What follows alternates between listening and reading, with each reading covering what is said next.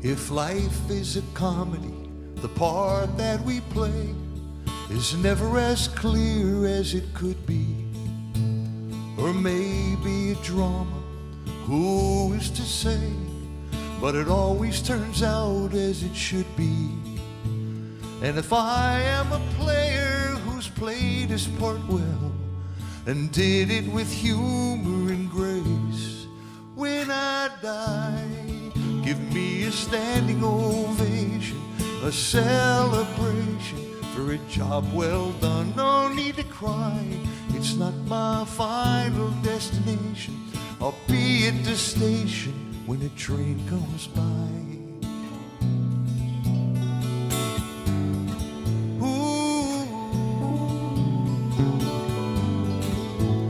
You write your own story as the pages unfold, but you're never quite sure of the ending.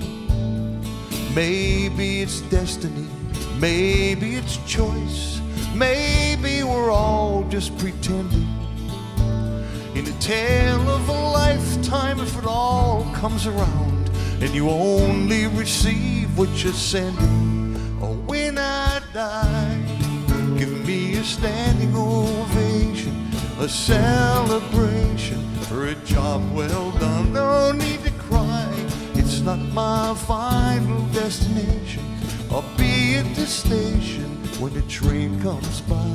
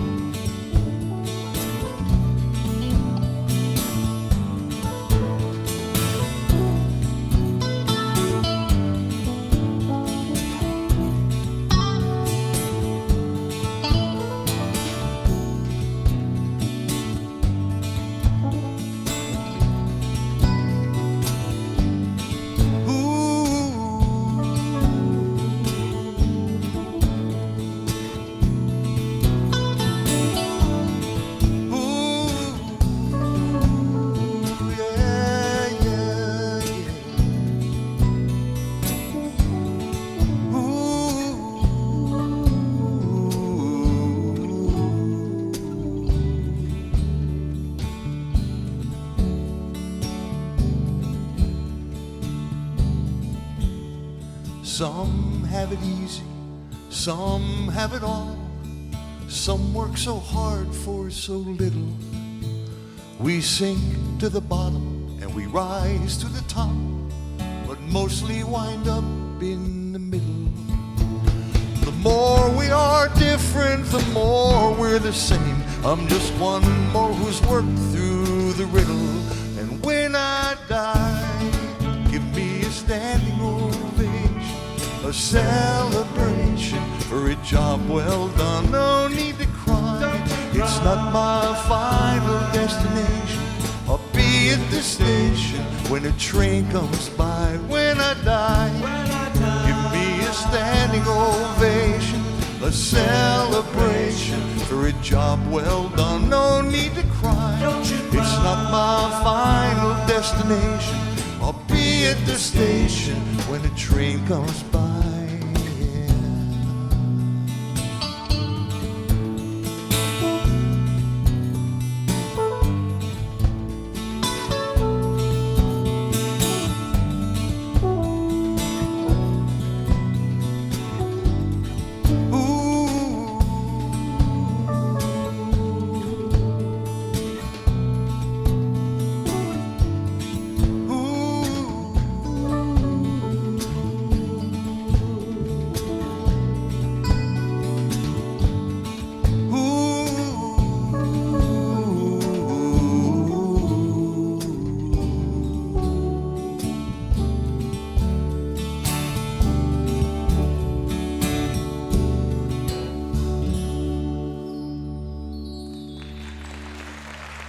So we have been on this adventure into this work called Rising Strong by Brené Brown.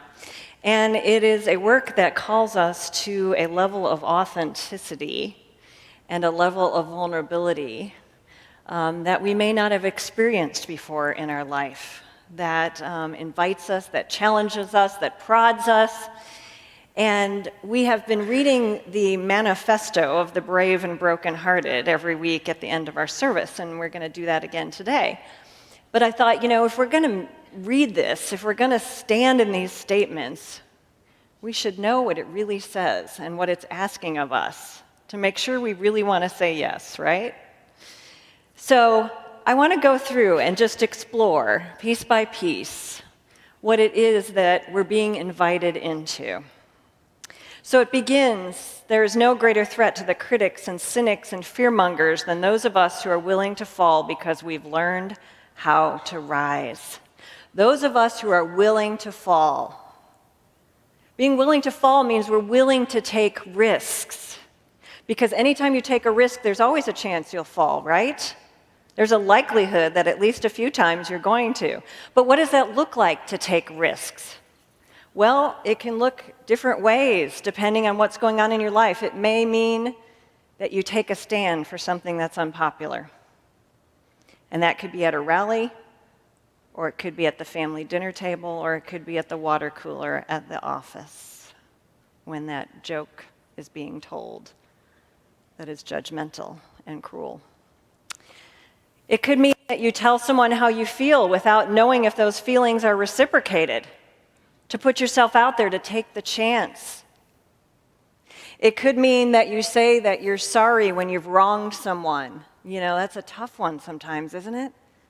To say, I didn't show up very well there, I apologize.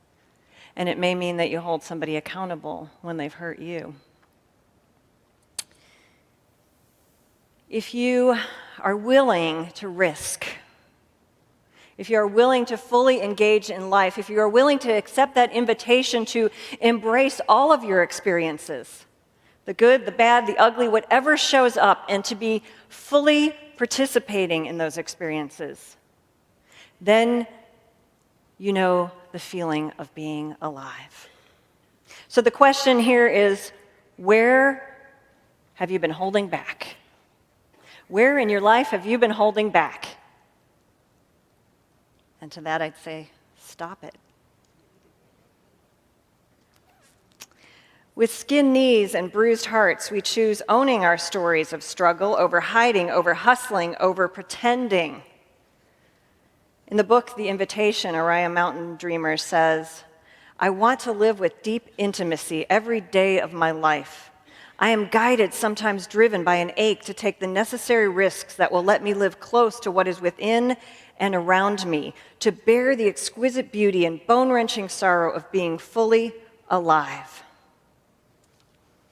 See, the work of awakening is not about creating a new life.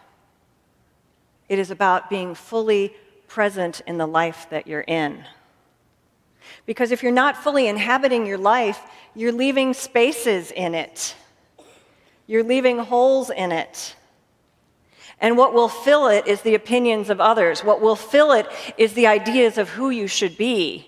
What will fill it is randomness. What will fill it is numbing activities. When we leave a space in our life, then we are always walking around feeling a little bit empty, those spaces that we don't inhabit.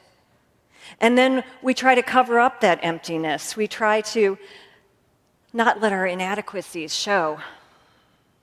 And that takes a lot of energy because you're always looking over your shoulder when that's the case. This is an invitation to live in a deep intimacy with our lives. Greg Bear, in his book Real Love, talks about how when we are unable to show our true selves, when we put a face on for the world, for others, then all we can receive is imitation love, the love that says, oh, you look good today. You showed up well there. But we always are living with this fear that if we let our real selves show, our faults, our imperfections, that someone could never love us, when in fact it's just the opposite. If we ever want to experience real love in our life, we have to let that show. We have to let it out. And it doesn't mean we just go out in the world and go, blah. It means we find those people in our life who can hold that space for us. So the question is, where are you still hiding? When we deny our stories, they define us. I love Mark Nepo, and one of my favorite books by him is The Exquisite Risk. And he says, the exquisite risk is a doorway that lets us experience the extraordinary in the ordinary. It is always near. Truth opens it, love opens it, humility opens it, and if stubborn, pain will intensify to open it. I've been stubborn a few times in my life. How about you? There is always something calling us into a deeper place, calling us into a truer place. And if we're listening, then we hear that message, that invitation, sometimes in our discomfort, sometimes in our connections. But truth opens it, love opens it, humility opens it, and pain opens it. He goes on to say the exquisite risk is a way of entering and carrying spirit through our days. Often we know it is near when the eyes of a stranger or a distant love causes us to linger, when the ache we've suppressed for weeks creeps into our throats, when silence appears at the edge of our exhaustion like an old friend we couldn't find. Often the exquisite risk is waiting on the other side of the curtains we draw and the invitations we decline. And sudden birds, if followed, will lead us there, if only we enter our picture of life and let go of the frame.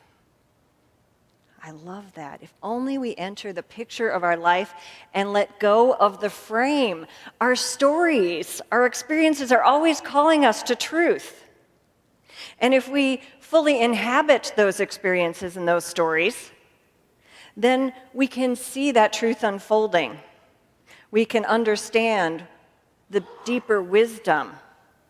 But we have a tendency to put them in a box, don't we? To frame them in and say, oh, this must mean this or this, instead of taking the edges off and letting it be whatever it is. When we enter the picture and let go of the frame, we see our stories as life continually challenge us to let go of the ways we've limited and defined ourselves, and a seeking for the underlying truth of who we are, worthy, amazing, divine beings. So the question is, what is it time to let go of? When we run from struggle, we are never free. You know, one of the great challenges of being human is that we live in this paradox continually, day after day. And it is a challenge. You know, we talk about how we are spiritual beings having a human experience. But we also have come to understand, especially as we've studied this work, that our human experience is always calling us into the divine. It's always drawing us closer to God. We are always being evolved to our good, even when it doesn't feel good. So it's like we have to hold our experiences with two hands. In one hand, we have what our human selves are in the midst of, and an invitation to fully engage in that, to be present to all of that. And at the same time, on the other hand, we are holding that bigger vision that says, whatever's going on here is inviting you into a higher awareness. There is something bigger at work. What is that bigger? One of my favorite examples of this is a time that my son Drew was in the high school play. And he was in this play called Dead Man Walking.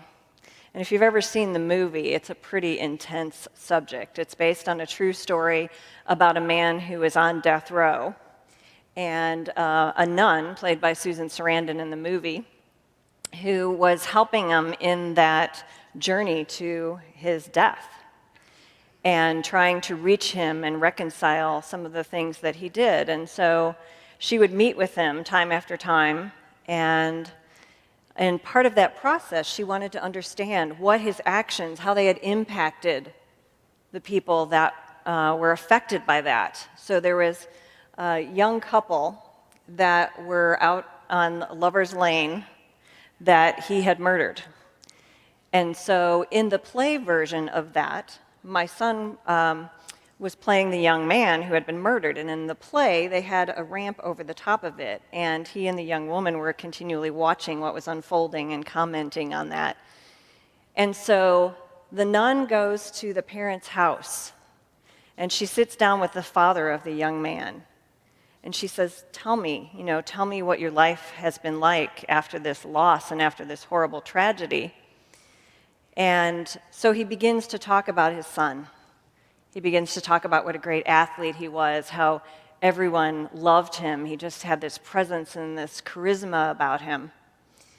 And then he started to talk about the loss. And she said, do you have a picture of your son? And he said, yeah, I have one right here. And he pulled a picture off the end table. And in that picture was a picture of my son, Drew. As he went on about how that loss had affected him, how much he missed his boy, how much he loved that boy, he was talking about my boy. Now, I knew that this was a play. I knew that he was in a role. But in that moment, every part of my motherly emotions was caught up. And I can't even tell you how it moved me. So sitting in front of me was the mother of the boy who was playing the man on death row. And so as the play unfolds and comes to a culmination, she has to sit through watching her son in this mock execution. And so by the end of this, we're both a mess. We're walking out of there with tissues and red eyes and, in this horrible state of sorrow and angst. And we come around the corner, and in the hallway, we look down, and there's our boys. And they're high-fiving each other, and they're getting flowers from the girls, and they're like, yeah, we're all that. And I thought, what a profound example of life on this human plane. When we are in the midst of those roles that we play, when we are in that story, when it is unfolding, it feels so real. And we are called to play the part and to play it well with all of our heart, fully engaged. But there is a part of us that is always standing in the hallway. It's the part we access when we meditate, when we pray, when we do spiritual ritual, when we take a step back and take a breath and go, okay, what's true here? And we can hold those two things in our hands simultaneously. We can feel, we can get angry, we can get upset, we can get sad, and we can also know it's for our good. We can hold people accountable, we can hold ourselves accountable, and at the same time we can love one another. So the question is, how are your roles limiting you? And which ones are you ready to step out into the hallway and let go of? So we turn towards truth and look it in the eye. We talk a lot about truth. What is that? It's not like honesty, truth. So I went to the Revealing Word to see what Charles Fillmore had to say about it. And he said, truth is the absolute, that which has ever been and ever will be. Truth abides in fullness at the very core of man's being. As his consciousness and awareness expands, he touches the everlasting truths. What seemed new is but the unveiling of that which has always been. It is the letting go that happens as we let go of our illusions, as we let go of our masks, as we let go of the facade. Then we start to see what has always been there begins to be unveiled. He says the basic principle of truth is that the mind of each individual may be consciously unified with divine mind through the indwelling Christ. We talk about the Christ and how Jesus was the man who walked the earth, but Christ was the consciousness that he embodied. And that consciousness is something that we all contain, that divine essence, that divine spark in us. And I think it's important to look at what that means. Because I used to think that seeing the Christ in someone meant that I had to like everybody. I don't like everybody. Yes, I said that. What it means is that there's some acknowledgement of that essence that we share. So I was working with this gentleman at one point in my career, and he was one of those people that was just a bully. He was unpleasant, he was out of integrity. There was nothing about him that I liked. And so I was sitting with that whole idea of, okay, what does it mean to see the Christ in this person? So I have a nursing background. And so I began to think of it in terms that I could understand. You know, sometimes you have to put it in like a story that applies to your own life so you can get a concept. So I thought, okay, if he had a heart attack in front of me and dropped down to the ground and was coding, would I save his life? And without hesitation, I said, yes, of course I would. And I thought, okay, then there's a part of me that recognizes there's a precious life in front of me, even if I don't like the personality that's showing up. Sometimes our pain gets in the way of being able to express our true, divine, amazing selves, doesn't it? It does for all of us. And sometimes we're not going to like the person standing in front of us. But can we acknowledge that there is an essence, a life force that we share that is precious? That's all. We don't have to hang out with them. It's what we've been talking about with integrity, to balance the outer forces of existence and the inner forces of spirit, to hold those things simultaneously. I kind of think of it as, I have this image of this sort of rope, this rope of light that runs through me. And those times that I'm in alignment with myself, you know, it's kind of this solid, nice straight line. And then there's the times that I know I'm out of integrity or off balance, and then it sort of starts to go like this. And so one of my visualizations that I can do in an instant is to just imagine these divine beings at either end just pulling it tight. And in that breath go, okay, back to center. What is true here? So the question in this part of the manifesto is, where are you out of alignment? And what do you need to do to get back to center? We will not be characters in our stories, not villains, not victims, not even heroes. We are the authors of our lives. We write our own daring endings. There's a story in the Bible about a man who was on his mat, had been paralyzed, it says, for 38 years. He'd been hanging out at this pool in Bethesda, that the story goes, if it was stirred up some healing properties. And right after it was stirred, if you got in the water, you were healed. And so people would wait, and once it was stirred, they would get in and they would be healed. But this man, every time he tried to get close, because he was paralyzed, was unable to do that. And so Jesus comes across this man and says to him, so, what's your story here? And the guy's like, I've been hanging out here for 38 years, and I've been trying to get to that pool, and every time I just about get there, somebody else jumps in. I don't know, I just hear a little whining behind that. Kind of like, I've been trying, and I've been working so hard, and I don't know, maybe it's my own reflection. But it's just not happening for me, and everybody else is just taking advantage, and they're just moving right in, and anybody ever been there? But does Jesus accept that? Is he like, oh, you poor thing, that's rough? No, he throws down a challenge. He says, take up your mat and walk, for God's sakes. It's been 38 years, it's time to get on with things. Take up your mat and walk. Where are we being called into action? We cannot be bystanders in our lives, or our lives just happen to us instead of happening through us. If we are going to be in the arena, then we have to play big. We have to show up and we have to take action. We have to take up our mats and walk.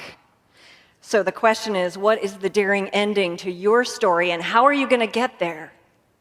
What is the step you need to take today? We craft love from heartbreak, compassion from shame, grace from disappointment, courage from failure. So we talk a lot about creating our own reality. And I think it's a really wonderful concept because, like the man on the mat, we can tend to be victims in our life. But when we come onto this spiritual path, we begin to understand that we do live in a creative energy field, that we are participating in that on a regular basis. And so when we engage that, when we start to vision, when we start to dream, when we start to put our energy out there and our intentions out there, we help draw those things to us. But I also think that there comes a point in time when stuff just happens, that we need to let that go. We have this thing we call metaphysical malpractice, Oh, what was in your consciousness that created that cancer or that heartbreak or whatever, blah, blah, blah, it might be. And so, yes, we are participating in that. We do live in a creative energy field. And when stuff happens, it doesn't matter. It doesn't matter if we've created it. It doesn't matter how it got there. We are also a part of race consciousness, which is the whole of humanity contributing to that energy field and holding things in that field that we may not be in alignment with, but still can affect us. But the question is, what are we going to do when it shows up? That's what's really important. Are we going to sit on our mats and whine, or are we going to get up and walk and say, yeah, this situation sucks, but there's something good in this for me, and I will find it, by God. I will find it. Our friend Jeff Brown says, sensitivity is a sign of life. Better hurt than hardened. I bow to those who keep their hearts open when it is most difficult, those who refuse to keep their inner armor on any longer than they have to, those who recognize the courage at the heart of vulnerability. After all the malevolent warriors end each other, the open-hearted will inherit the earth. So the question here is, are you willing to keep your heart open, even when it hurts? Showing up is our power. Truth is our song. Showing up is our power. Truth is our song. We are not in this alone. We are called to be in this together, to take that stand for love. Just recently, in the state of Mississippi, a bill was introduced. And the idea behind the bill was to protect the religious freedom of people in business. It was a bill that said you had the right to refuse service to someone if it conflicted with your religious beliefs.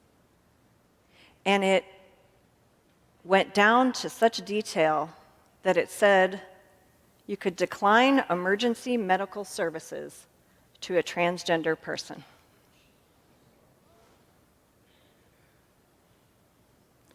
So since when did Christianity become about hating and excluding? Since when did Christianity become about judging others for their differences?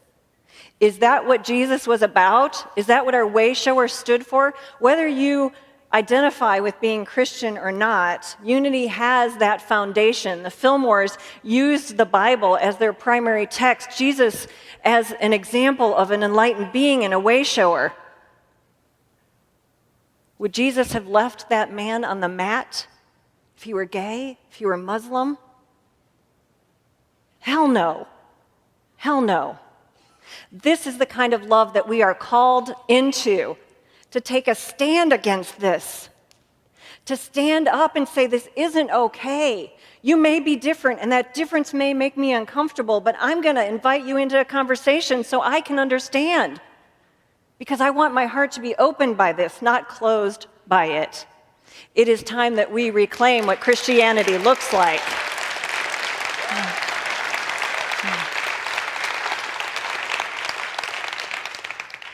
So where are you being called to use your voice? Where are you being called to take a stand? There is something burning in your heart that is your passion. There is something in your heart that has just pissed you off. There is something in your heart that is calling you to a bigger place, to be a voice, and only you can be that voice. So, I've been sharing stories every week, and I thought this week I would let Ellen tell the story for me, as she does so well.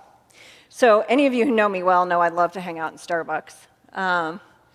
I like coffee shops in general, but I really like Starbucks, and one of the reasons is because it's a conscious company. My daughter worked for Starbucks for a year and a half, and so she got this big notebook of like what the company's about that, of course, she tossed to the side and was like, whatever, that I read. And I began to see the intention that Howard Schultz had in founding this company and that I've seen him carry out along the way. They're a company that has taken a stand for equality. And yes, my latte may be $4.50, but I know the person that serves me has health insurance. And I know the person that grew those beans is being treated fairly and isn't slave labor. And so there's something about that for me that's important. And I just like my chai latte. So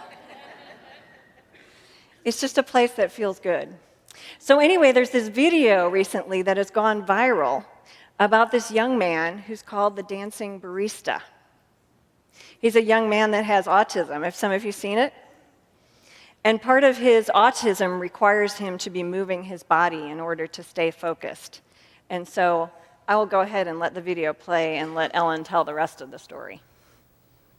66 million of you have watched our next guest video, but there's more to his story than just being a dancing barista. His name is Sam, and he's autistic. Sam was told he would never be employable, but he was given an incredible opportunity by a Starbucks manager named Chris from Toronto, Canada. Please welcome Sam and Chris. Hey, thank you so much for being here. This is your first talk show, huh? Yeah, it's my first time being here, and I'm a huge fan of you. Oh, well, thanks so much. I'm a huge fan of you. So how did you two meet? Well, Sam and I met at a camp called iSand. Camp Thrive was a camp where we went to. We got to meet kids who were with autism. Sam really stood out to me when I actually met him. He told me one of his dreams he wanted to be is a barista, and I tried to make that happen. So that's amazing.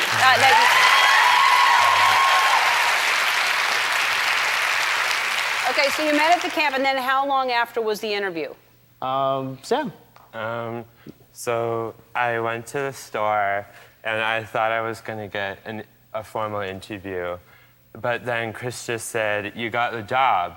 And in that moment, my life changed, and my whole world changed. Yeah, I bet it did. I bet it did. I mean, it's your dream job. I mean, what an amazing thing that you meet and have this instant connection, and you go in and okay, so you're dancing behind there. Tell everybody why you're dancing. So basically, the reason I dance is to concentrate. I concentrate a lot better when I dance, and yeah. Me too. So. Yeah, me too. I concentrate a lot better when I dance, which is not really that good. But well, I could add on to that. Through Sam's jerky movement, through his autism, the music and the dance was able for him to control himself, focus on the drinks, focus on the routines. He's become more comfortable, and he's been doing so great. Yeah. So you like working with Chris? Yeah. He's an amazing boss, and he's also like a really, really good friend, and I wouldn't give him up for anything.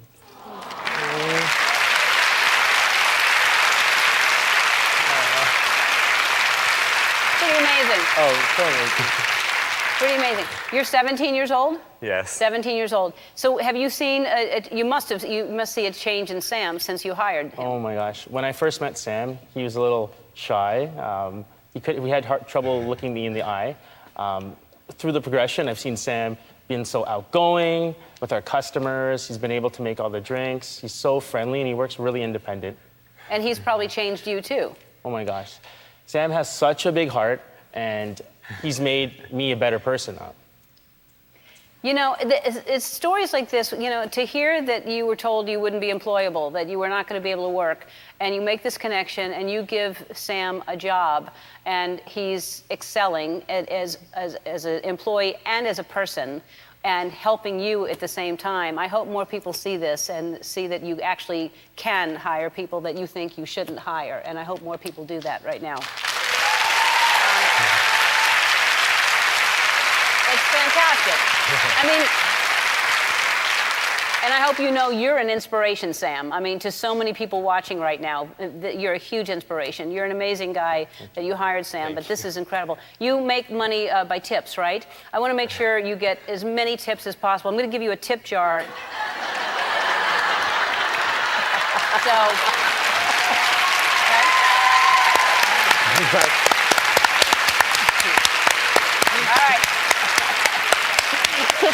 All right. All right. See, and I have an arm that shows people where to put the money and everything. And, Sam, there's a place that you love to travel, right? Yeah. There's a place that you've always wanted to go?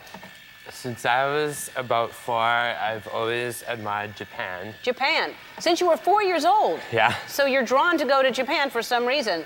Well, we want to make sure your dreams come true, so you're going to Japan.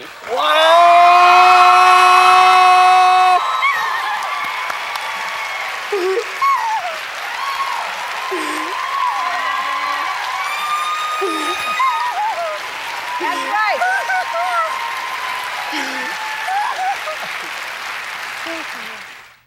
66 million.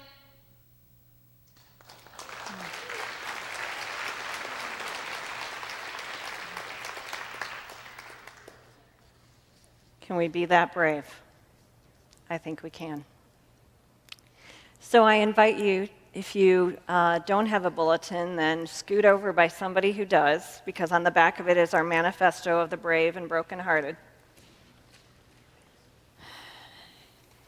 And I would ask that you stand, because this is a declaration we are making to the universe. This is a statement about who we're willing to be and how we're willing to show up. So fully be in your body in this moment and speak these words with power as we say them together into this energy field, as we hold this intention with one another. There is no greater threat to the critics and cynics and fearmongers than those of us who are willing to fall because we have learned how to rise. With skinned knees and bruised hearts, we choose owning our stories of struggle, over hiding, over hustling, over pretending. When we deny our stories, they define us. When we run from struggle, we are never free. So we turn towards truth and look it in the eye. We will not be characters in our stories, not villains, not victims, not even heroes. We are the authors of our lives. We write our own daring endings. We craft love from heartbreak, compassion from shame, grace from disappointment, courage from failure. Showing up is our power. Story is our way home. Truth is our song. We are the brave and brokenhearted, and we are rising strong. And so it is.